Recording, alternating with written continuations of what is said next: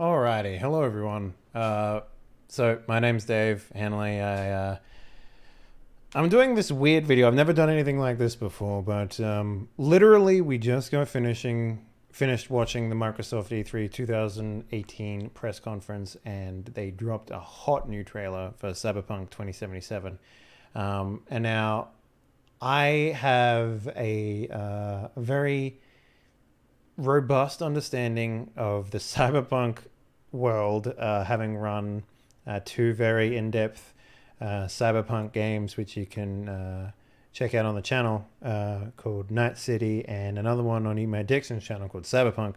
Both of these games use the Cyberpunk 2020 rule set, and a lot of what you might have noticed in the Cyberpunk actual trailer, you can find from the actual books itself. So I want to go down and sort of break a little bit as to what you can find from these books here.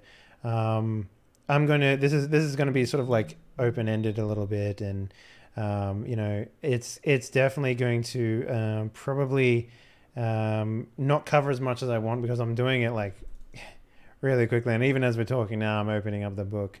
So there's two books that this sort of, you should, if you're really interested in the Cyberpunk stuff, there's two books you should definitely look at. The first is the actual Cyberpunk 2020 rule set, which has a lot of stuff in there.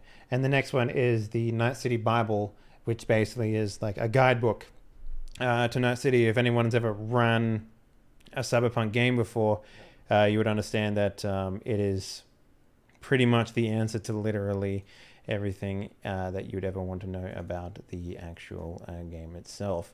There's a bunch of other books as well, but we're just going to, for the sake of time, just sort of go over that. Okay, I got the book open. So what we're going to do is we're going to go through the trailer. I'm going to just stop it and pause it whenever I feel like I'm going to talk about something. So the first thing here is obviously the train service that Night City has now. The books themselves, they really went into a lot of detail about public transport. The metro map wasn't really a thing that they had. It was more like details about the taxi services and some other things like that. But not so much the detailed map that you see here. I'm sure there was like maybe somewhere in 2077, they in voted there my city the worst place to live that they in wanted America. to do. But yeah. So the thing I wanted to talk about real quickly right here is in this little backspace right here. You can notice that they mention a couple of like stops. So the first one is downtown, Little China, Med Center, and New Harbor. And there was one over on the left there that I didn't really get to catch, but they are actually like places within Night City that you can potentially go to. I'll see if I can pull up an old map that I had real quick, because I did have a big map for this book somewhere. Let's see here. Where did I put it?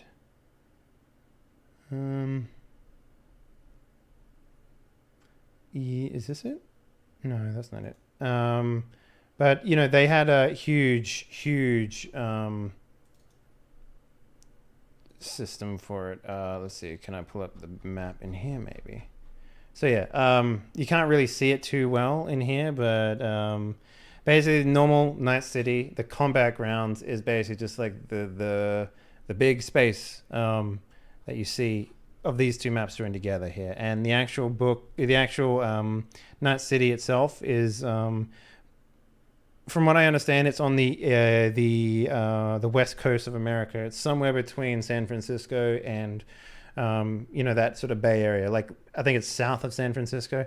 So there's a lot of stuff in there that you can go to, and they actually do show the outskirts of Night City in this trailer, which I'll sort of point out when we get to that. High rate of violence, and more people living.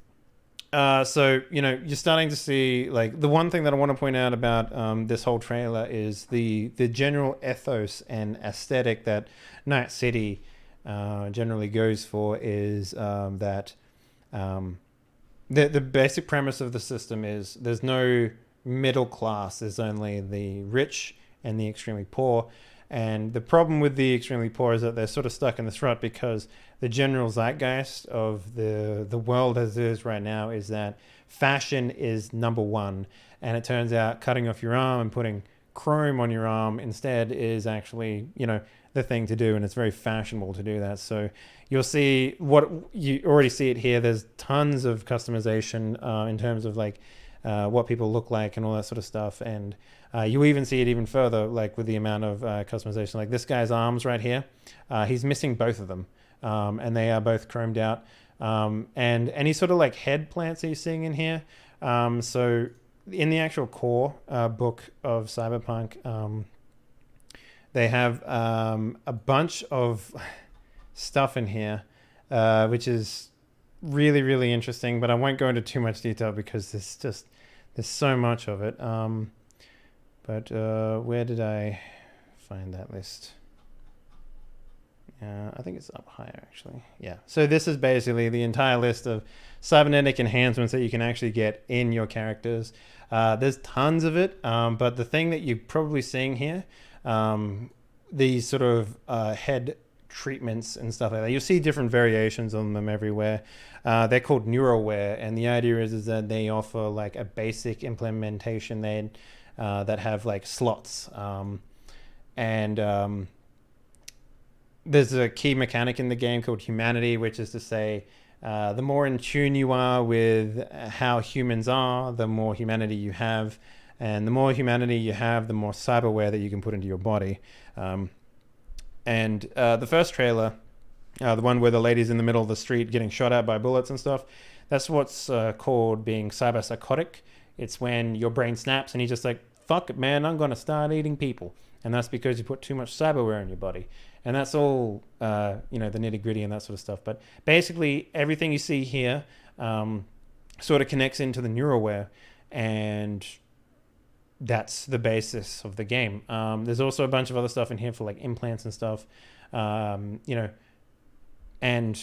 a bunch of other stuff, including like, being able to learn entire languages and being able to understand Kung Fu, much like the Matrix style, where you sort of plug in a chip with all that knowledge on it and boom, you know Kung Fu and all that sort of stuff. Anyway, going on. Anywhere else. So again, this was kind of surprising to me when they dropped this, because normally Night City is pretty much rain-filled streets and all that sort of stuff, which was kind of very surprising to me. The first thing that pops out from this particular thing right here, this building right here is Arasaka. It's a Asian mega conglomerate that manufactures weapons, among a bunch of other stuff. But their main focus is like weapons and some other stuff like that. And you can definitely see like the Asian influence here, which is pretty heavy in the game itself, because without spoiling too much, Night City was originally supposed to, which was created by Richard Knight. He's the original designer of this city, was supposed to be free of mega corporations and all that sort of stuff. And basically, the gist of it is that Richard Knight was taken care of, and then these mega corporations came in and started doing what they do best, being mega corporations, and sort of pooping on everyone and, pushing the subjugated down and all that sort of stuff. So there's a lot in here about that, and you'll kind of see a little bit of it. The aesthetic is really nice. So right here, we see a couple of things. The first is this is the NCPD, which is Night City Police Department, and they have a couple of variations as to the type of police officers that they offer, but mostly you're going to see standard beat cops and whatnot. They're, what you'd think normal police officers would do, but then they have like a SWAT team called the Max Crew, and they are basically there to deal with people who are cybernetically enhanced. So they have a bunch of stuff in here as well. Nothing really worth pointing out. There's I'll go into that a little later, because there is the role-playing game actually does go into a lot of detail about like just cool, dumb shit that fill out the world. So a lot of that is probably in here. I couldn't point it out to you, though. It's just how it is. True, but everybody's still... So one of the things that they do showcase a lot in the actual book itself is graffiti and just how the streets look, grungy, littered with litter, I guess. That's pretty commonplace, right? The actual ground level stuff is a mix of really expensive automobiles and crappy cement infrastructure, essentially. Wants to live here. This city's always got a promise for you. This guy here, you're probably looking at one of the types of player, or classes, I guess you can do in the role-playing game. They're called a corp, which is short for a corporate. And they're basically, the way that they play in the game is that every single player character that you can get, that you can be, let's take a look here, the roles. Where is that? There it is, roles. So you have rocker boys, which is, your musicians, essentially. You have the solos, which are, you'll see a lot of solos in there. I'll point them out. They're basically just like hired guns, good at shooting. Net runners, I'll point them out. They're basically like hackers, essentially. Techies, which are essentially like, mechanics and that sort of stuff. But you can also get like medical, they're called med techies, which are like, surgeons and that sort of stuff. But cybernetically augmented. Medias, reporters, essentially. These are all player characters, by the way. Cops, you can play as a cop. And corporates, which are basically player characters that are bankrolled by mega corporations and that sort of stuff. So in the actual role-playing game, and then there's fixers, which are basically just like information brokers, and nomads, which are essentially... I'll point them out to you because they actually do show nomads, well, at least the motorbikes that's sort of iconic to the Nomad in the actual role-playing, in the trailer as well. But the corporates, they're basically essentially bankrolled players. And the way that it works in the actual role-playing game is when you create your character, you roll a dice, and this basically represents how long you worked as that particular thing. So if you're a cop, this is how long you worked before you were fired. If you're a megacorp, this is how long you worked before you were fired. And essentially what that does is that represents the amount of money you have at the start of the game. And the amount of money you had at the start of the game was also represented by how many points you put into being a corporate man. So essentially, the way that it always works out is that you don't have a job at the start of the game. And I have a feeling that Cyberpunk 2077 is going to follow suit with that as well. Might be a lie, an illusion, but it's there. The VR stuff is kind of interesting. They don't really have a whole lot about that. They do have like sort of, I guess like almost like VR style tech in the game. It's not like super like, so basically like this 2077 is like a few years later after 2020. And in 2020, at least, they didn't have a whole, like, technology was sort of like aliens technology almost, I would say. Like, it's sort of like gritty and just sort of like built that way because that's how it was built. But, this new stuff, like, for example, that, full dive VR goggles that he was wearing was interesting. This is kind of like what you would imagine a solo to look like. Just sort of big chunky boys with guns, essentially. Just around the corner. And it keeps you going. I really like what they've done in this game, essentially. So they've got the same advertising over here, and they've got some, movie advertisements going on and that sort of stuff. But it's kind of surprising me as well that they're putting so much emphasis on like actual cars with like wheels, I guess you could say. There's a lot of focus, especially in the book, about like flying cars. So it's kind of surprising that that's the case here. Oh, not the case here. I really like this scene. This sort of describes what Night City is in a nutshell. So some of the more interesting bars they had in Night City was basically like neutral ground for gangs. A lot of the gangs that they have in the game are fucking really strange. We're talking like gangs that are cybernetically augmented clowns. So, you know how clowns have big feet? Well, they augmented their feet to be the size of clown feet, sort of thing. It's a weird one, but you know, there's basically a gang which is like hair metal enthusiasts and some other stuff like that. There's weird gangs, and part of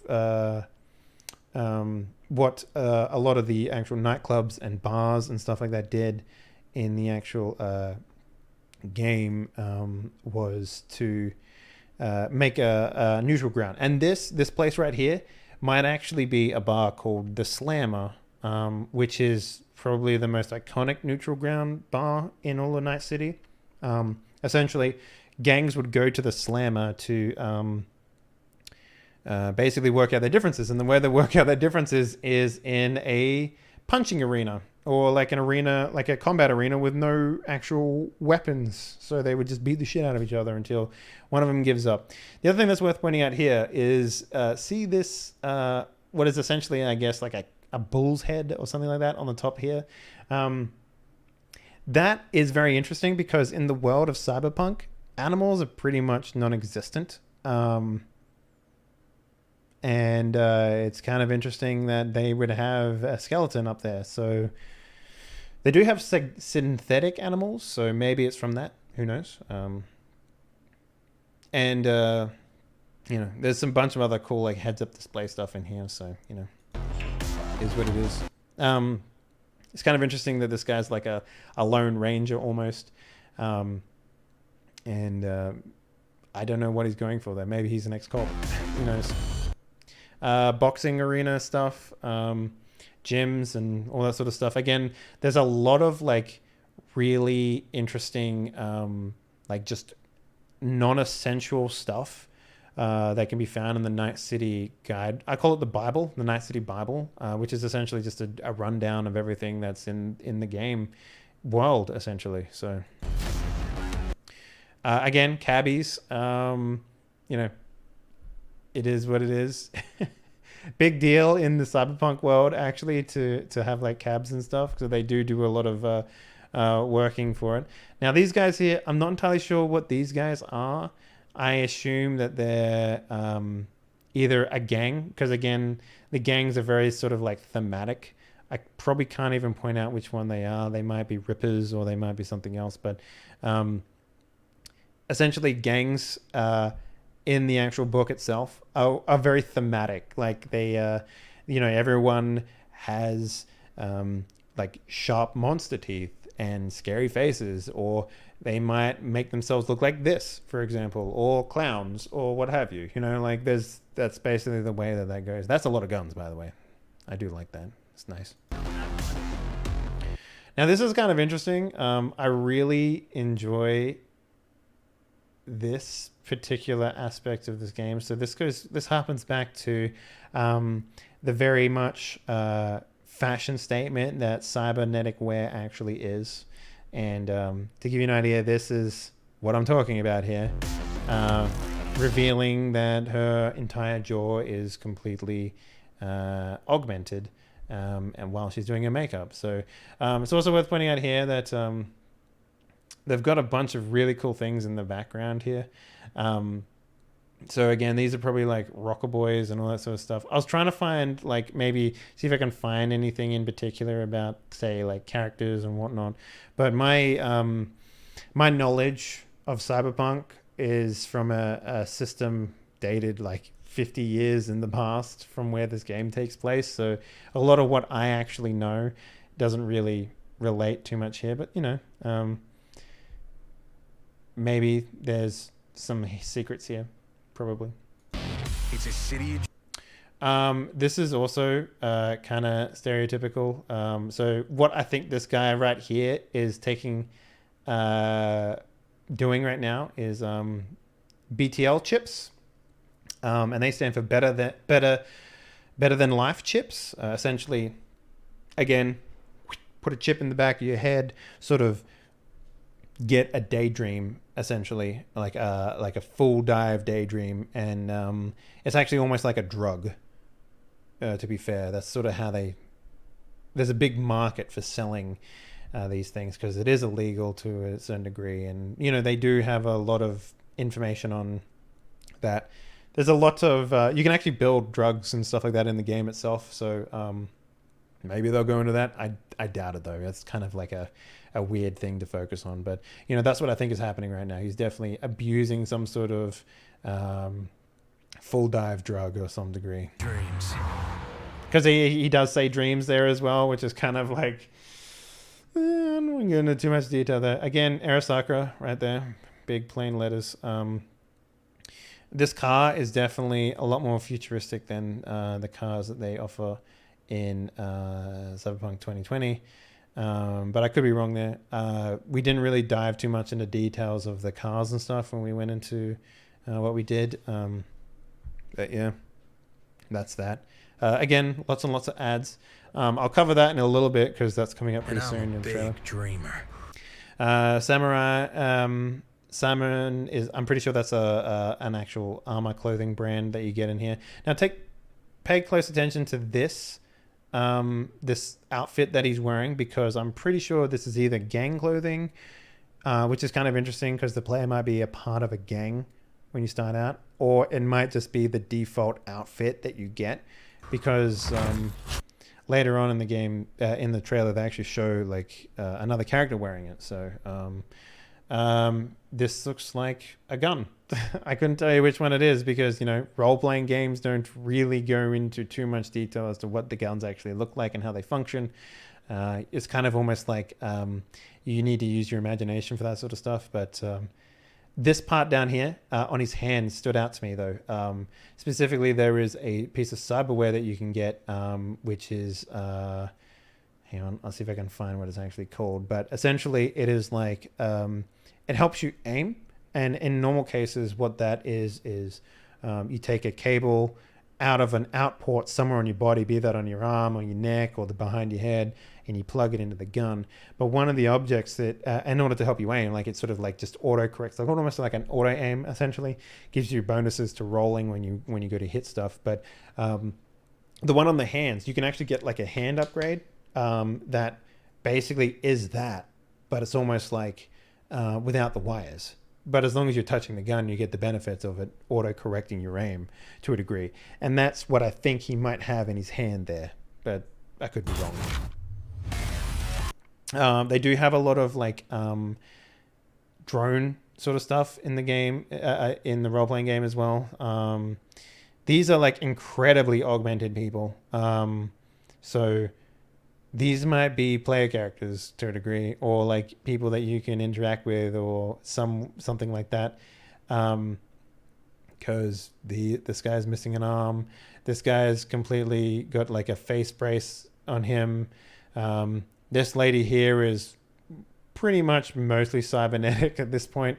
This guy has probably got like a vocal synthesizer, or maybe he can breathe gas or something like that. That's sort of what it looks like to me, at least anyway. Now, this is kind of interesting.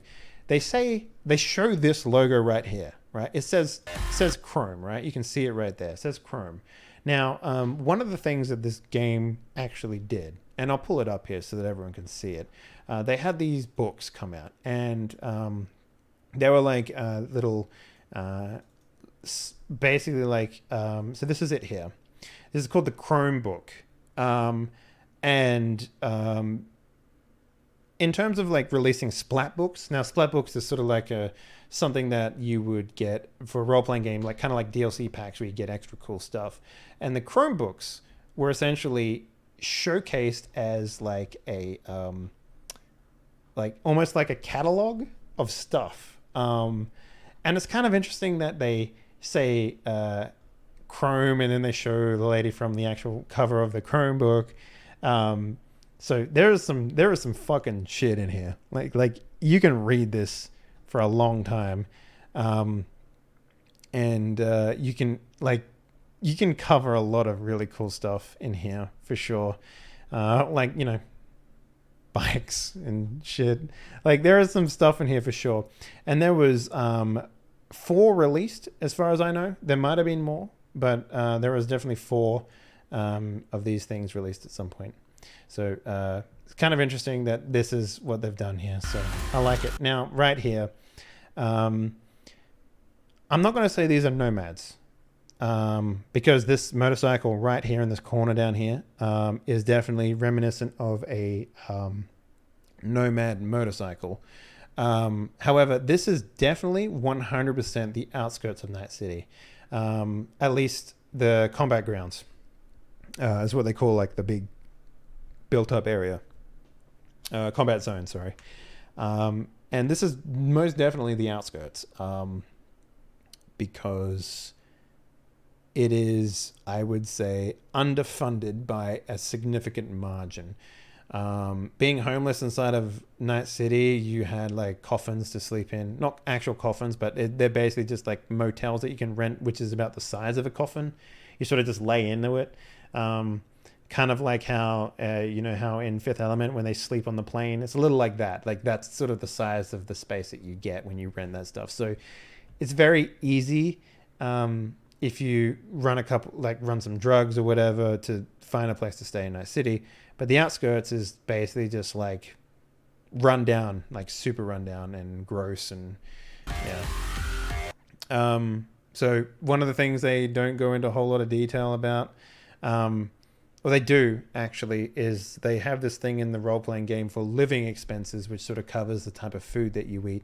And one of the status quo is basically just like what this thing called kibble, which is essentially dog food. But that looks like ramen. He looks like he's eating pretty good, so I don't know what's going on. That looks like sushi. So yeah. Now this is kind of interesting. So they showed this real quickly, which is kind of funny to me. This is what's called the trauma team. So the trauma team in the role-playing game was essentially like a I'm not going to say a necessary evil, but you definitely wanted it if you enjoyed playing your character, because the actual role-playing game of Cyberpunk 2020 was very lethal, is the word I would describe it. You die very quickly. Basically, they modeled gun physics pretty well in a role-playing game, I would say. A lot of people don't like it because it's a very crunchy system. Anyway, that's getting off topic there. But they had this thing, basically like medical insurance that you could buy, called the trauma team. Now, the trauma team would... they were very quick, right? You paid a lot of money to these people to basically... when you go down, someone calls the trauma team, and then if you have the insurance or you've paid them already, they will show up within 1d6 worth of minutes. Now, I don't know how they're going to do it in the actual game itself, but the trauma team would show up and basically revive you. And well, that's what they're doing right here. You can see on the shirt right here, they say trauma team. So this is not how I expect them to look, but they look fucking cool. And I love the idea that they've got like a security team with them as well. So this guy here is probably a very wealthy individual, I would say, because the trauma team was definitely not cheap. And this looks like one of their flying ambulances, which is cool. So now this gentleman right here, Augmented Legs, you'll see him bounce and jump pretty soon. Whoop, like that. Yep. Spring-loaded legs, definitely something that they had in the game. One of the things you could do was like you could have like actuating like limbs, which is to say like a limb could and punch out, and you can get different strengths of actuations and stuff like that. It was pretty cool.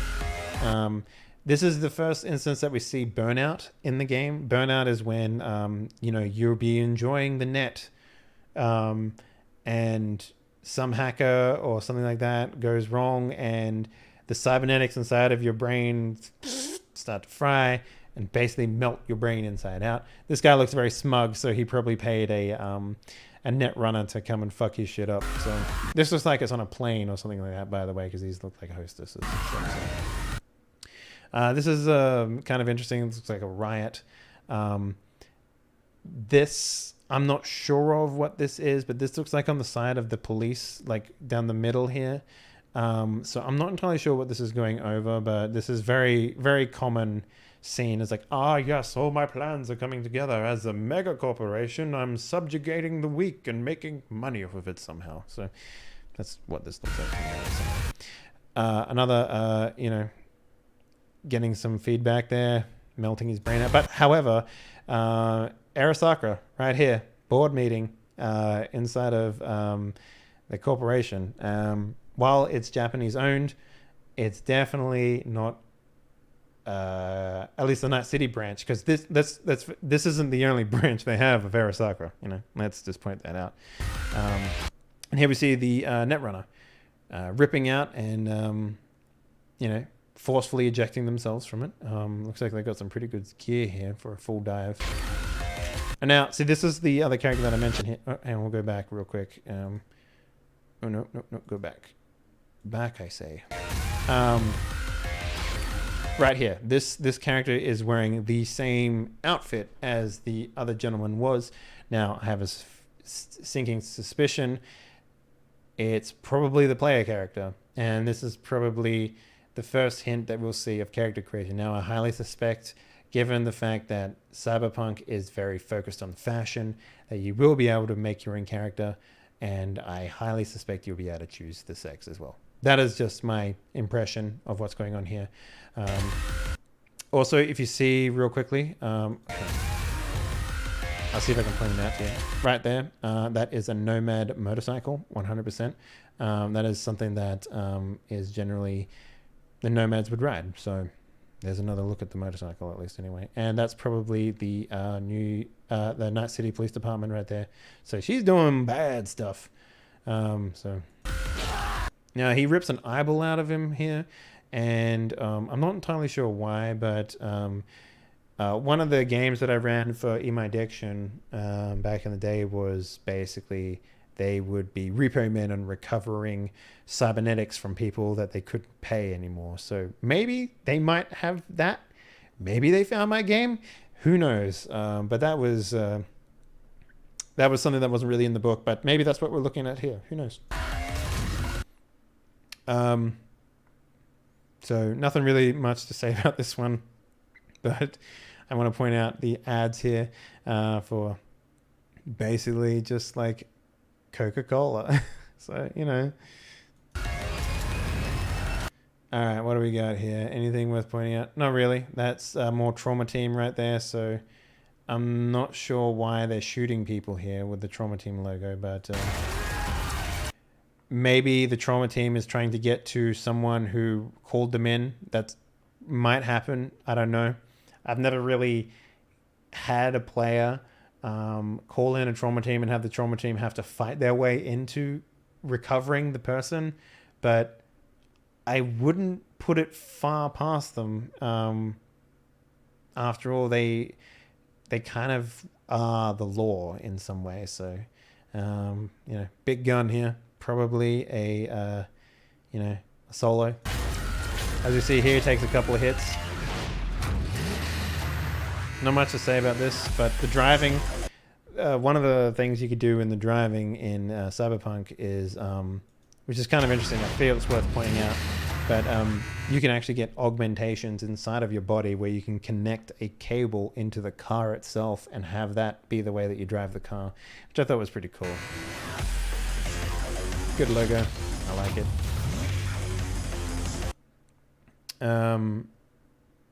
You can get pretty interesting upgrades for your car and stuff like that. So I highly suspect that these are like, you know, other things that you could have.